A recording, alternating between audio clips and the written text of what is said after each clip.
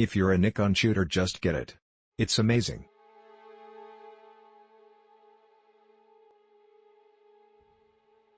While it took me a while to decide to make this big purchase, it was well worth it.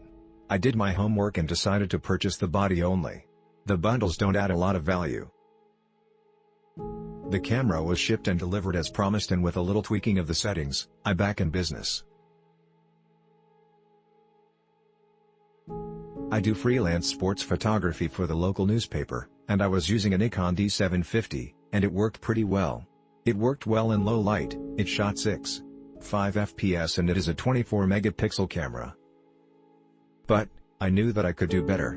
For sports I needed a lot of FPS and the shot's focus had to be crisp. I used the Nikon 300mm f/2.8 Super Prime most of the time for outdoor events. The picture of the goalkeeper diving for the ball was taken from the other end of the field.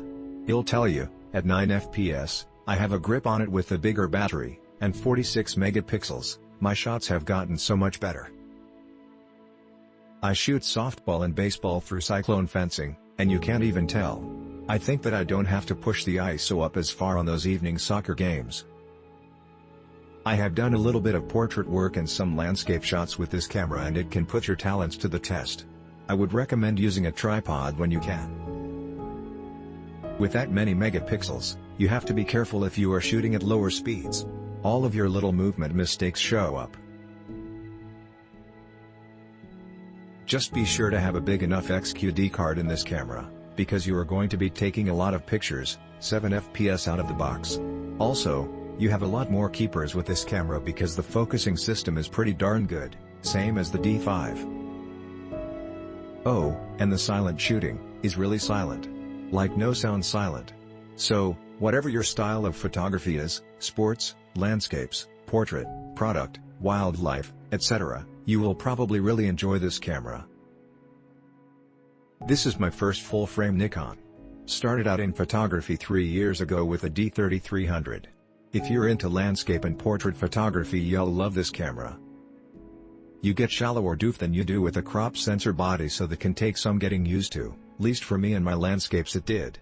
It's about a stop better with noise than my D500, which def comes in handy when you don't have a lot of light. The resolution is great for prints 24x36 and larger, or if you need to crop in a ton.